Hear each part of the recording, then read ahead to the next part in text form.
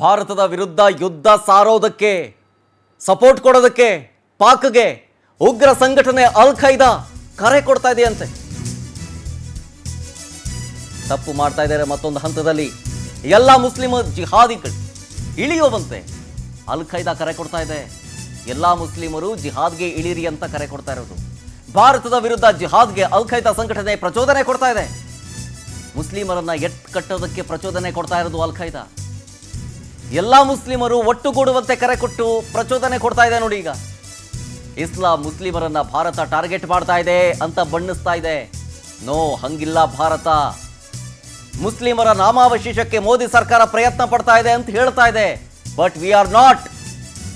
ಭಾರತದ ದಾಳಿಯಲ್ಲಿ ಹಲವು ಮುಸ್ಲಿಮರು ಬಲಿಯಾಗಿದ್ದಾರೆ ಅಂತ, ಉಗ್ರರು ಅಂತ ನಾವು ಬಳಸ್ತಾ ಇದ್ದೀವಿ. ಭಾರತದ ದಾಳಿಯಲ್ಲಿ ಹಲವು ಮುಸ್ಲಿಮರು ಬಲಿಯಾಗಿದ್ದಾರೆ ಅಂತ ಹೇಳ್ತಾ ಇದ್ದಾರೆ ಅವರು. ಬಟ್ ನಾವು ಹೇಳ್ತಾ ಇರೋದೇನು ಗೊತ್ತಾ? ಭಾರತ ದಾಳಿಯಲ್ಲಿ ಹಲವು ಉಗ್ರರು ಬಲಿಯಾಗಿದ್ದಾರೆ. ಇಸ್ಲಾಂ ಉಳಿಸೋದು ಪ್ರತಿಯೊಬ್ಬ ಮುಸ್ಲಿಮನ ಕರ್ತವ್ಯ ಅಂತ ಕರೆ ಕೊಡ್ತಾ ಇದೆ. ಬಟ್ ತಪ್ಪು ಅದು. ಪಾಕ್ ಮೇಲಿದ ಭಾರತದ ದಾಳಿಗೆ ಅಲ್ ಖೈದಾ ಈ ರೀತಿಯಾಗಿ ಕಿಡಿಕಾರ್ತಾ ಇದೆ.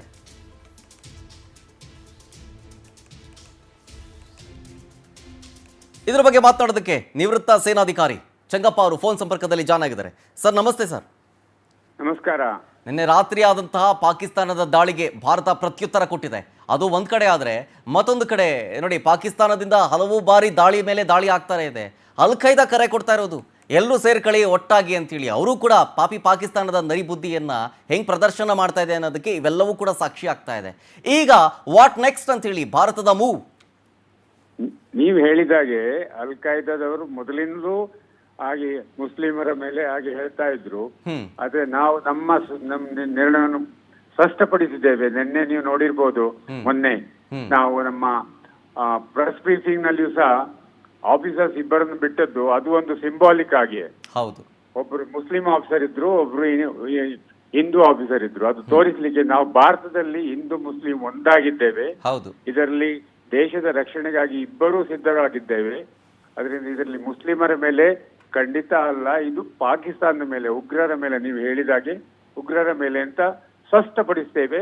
ಇಡೀ ಜಗತ್ತಿಗೆ ಗೊತ್ತಿದೆ. ಬಟ್ ಅಲ್ ಖೈದಾ ಆಗಿರ್ಬೋದು ಅಥವಾ ಪಾಕಿಸ್ತಾನದ ಉಗ್ರರಿರಬಹುದು, ನಾವು ಅವರ ಮೇಲೆ ದಾಳಿ ಖಂಡಿತ ಮಾಡ್ತೇವೆ. ನಮ್ಮ ರಿಯಾಕ್ಷನ್ ಇನ್ನು ಮೊದಲಿಂದ ನಾವು ರಿಯಾಕ್ಷನ್ ಮಾಡ್ತಾ ಇದ್ದದ್ದು ಹೀಗೆ, ನೀವು ನಮಗೆ ಹೊಡೆದ್ರೆ ನಾವು 5 ಹೊಡಿತೇವೆ, ನೀವು 1 ಹೊಡೆದ್ರೆ ನಾವು 5 ಹೊಡಿತೇವೆ. ನೀವು ನಿನ್ನೆ ನಮ್ಮ ಮೇಲೆ ಅಟ್ಯಾಕ್ ಮಾಡಿದ್ದಕ್ಕೆ ನಾವು ನಿಮ್ಮನ್ನು ಲಾಹೋರ್ ಆಗ್ಲಿ, ಕರಾಚಿ ಆಗ್ಲಿ, ಇಸ್ಲಾಮಾಬಾದ್ ಆಗ್ಲಿ, ಎಲ್ಲಿ ಆಗ್ಲಿ ಮಾಡಿದ್ದೇವೆ. ಇದೇ ಮುಂದೆ ಹೋಗ್ತದೆ. ಈಗಲೂ ನಾವು ಎಸ್ಕಲೇಟ್ ಮಾಡ್ಲಿಕ್ಕೆ ಇಷ್ಟಪಡುವುದಿಲ್ಲ. ಅದನ್ನು ನಾವು ಸ್ಪಷ್ಟಪಡಿಸಿದ್ದೇವೆ. ಈಗಲೂ ನಾವು ಅದನ್ನು ಟೆನ್ಷನ್, ನಮ್ಮ ಕೆಲಸ ಮುಗಿದಿದೆ. ನೀವು ಯಾವಾಗ ಆಕ್ಷನ್ ಕೊಡ್ತೀರಾ ನಾವು ಅದಕ್ಕೆ ಏನು ಆಕ್ಷನ್ ಕೊಟ್ಟರು ಅದಕ್ಕೆ ರಿಯಾಕ್ಷನ್ 10 ಪಾಲಿನಲ್ಲಿ ಕೊಟ್ಟು ಇದನ್ನು ಇಲ್ಲಿಗೆ ಮುಗಿಸುವ ಅಂತ ನಾವು ಕರೆ ಕೊಡ್ತಾ ಇದ್ದೇವೆ.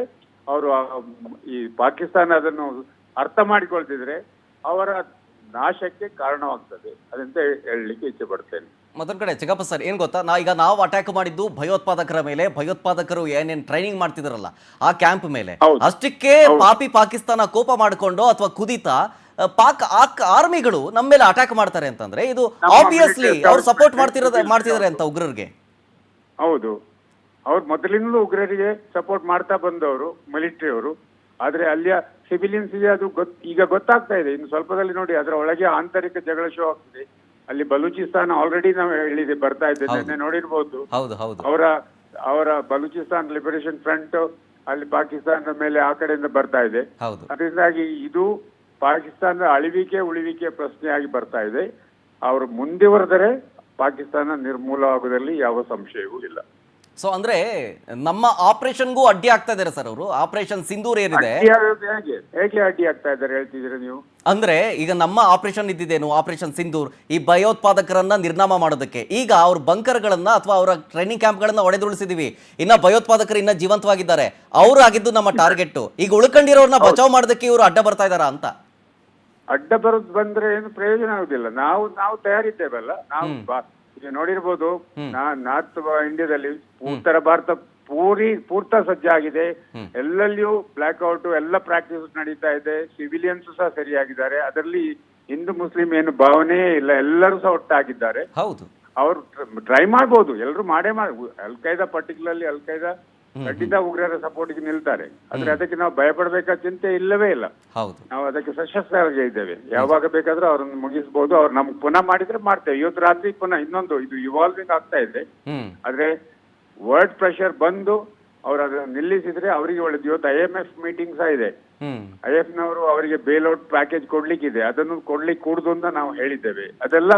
ಅದೆಲ್ಲ ಪ್ರೆಷರ್ ಬರ್ತಾ ಇದೆ. ನೋಡುವ, ಪಾಕಿಸ್ತಾನದವರು ಅವರ ಪ್ರಧಾನಮಂತ್ರಿ ಆಗ್ಲಿ, ಅವರ ಮುನೀರ್ ಆಗ್ಲಿ, chief of the army staff ಅವರ ಸ್ಪೇಸ್ ಸೇವಿಂಗ್ ಆಗಿ ಏನಾದ್ರು ಟ್ರೈ ಮಾಡ್ಬೋದು.